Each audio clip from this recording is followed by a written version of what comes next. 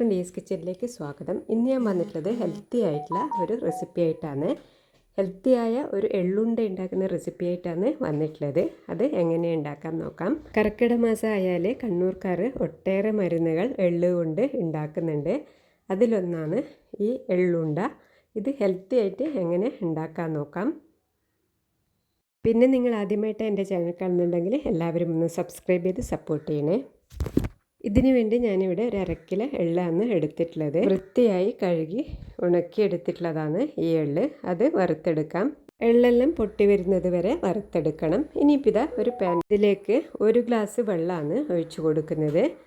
പിന്നെ അതിലേക്ക് നമ്മൾ ഇട്ട് കൊടുക്കുന്നത് ശർക്കര പൊടിച്ചതാണ്. ശർക്കര പൊടിയാണ് ഞാനിവിടെ എടുക്കുന്നത്. ഇതുപോലുള്ള എല്ലാം വീട്ടിൽ നിന്ന് നമ്മൾ ഉണ്ടാക്കുമ്പോൾ നല്ല ശർക്കര ഉരുക്കി അരിച്ചെടുക്കണം. അപ്പോൾ ഇതാ ഞാനിവിടെ ശർക്കരപ്പൊടിയാണ് എടുക്കുന്നത്. അത് 1 കപ്പോളം എടുത്തിട്ടുണ്ട്. ഇതൊന്ന് നല്ലതുപോലെ തിളച്ച് കുറുകി വരട്ടെ. എല്ലുകളുടെ ബലം വർദ്ധിപ്പിക്കാനും കാൽസ്യവും മഗ്നീഷ്യവും ധാരാളമുള്ളതിനാൽ എല്ലുകളുടെ സാന്ദ്രത വർദ്ധിപ്പിക്കാനും സന്ധിവാത പ്രശ്നങ്ങൾ കുറയ്ക്കാനും സഹായിക്കുന്നു. എള്ളിലടങ്ങിയിരിക്കുന്ന നാരുകൾ ദഹന സംബന്ധമായ അസ്വസ്ഥതകൾ അകറ്റാനും സഹായിക്കുന്നു. എള്ളിലെ സിങ്കും അയേണും ശരീരത്തിൻ്റെ രോഗപ്രതിരോധ സംവിധാനത്തെ ശക്തമാക്കുന്നു. അകാല നര തടയാനും മുടി തഴച്ചു വളരാനും ചർമ്മം മൃദുവാകാനും ഇത് നല്ലതാണ്.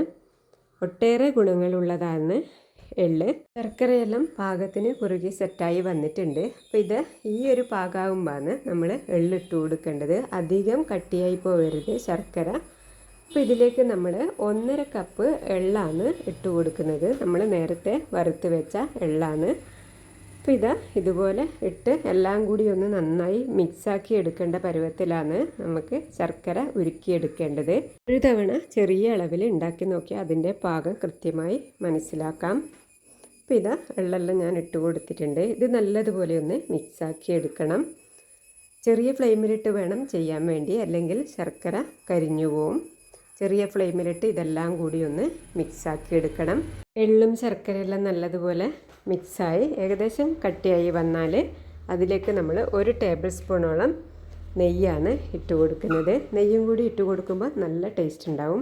നമ്മൾ വീട്ടിൽ നിന്ന് തന്നെ ഉണ്ടാക്കുന്ന എള്ളുണ്ടൊക്കെ ഒരു പ്രത്യേക ടേസ്റ്റ് തന്നെയാണ്. നിങ്ങൾ ഇതുപോലെ ഉണ്ടാക്കി നോക്കിക്കോളൂ കേട്ടോ. വാങ്ങുന്ന എള്ളുണ്ട പോലെയല്ല, നമ്മൾ വീട്ടിൽ നിന്ന് ഉണ്ടാക്കുമ്പോൾ നല്ലൊരു ടേസ്റ്റാണ് എള്ളുണ്ട.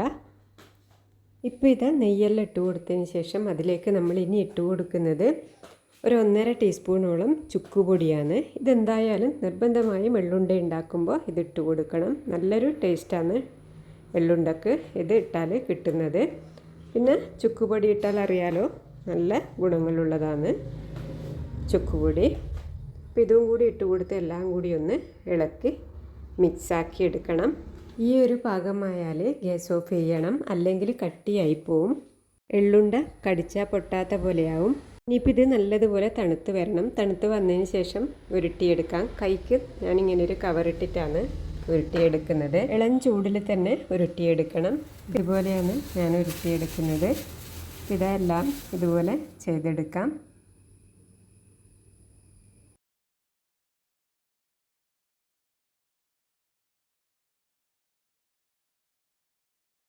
ഇതുപോലെ ഉരുട്ടിയെടുത്തിട്ടുണ്ട്. ഇനി എല്ലാം ഇതുപോലെ തന്നെ ചെയ്തെടുക്കാം.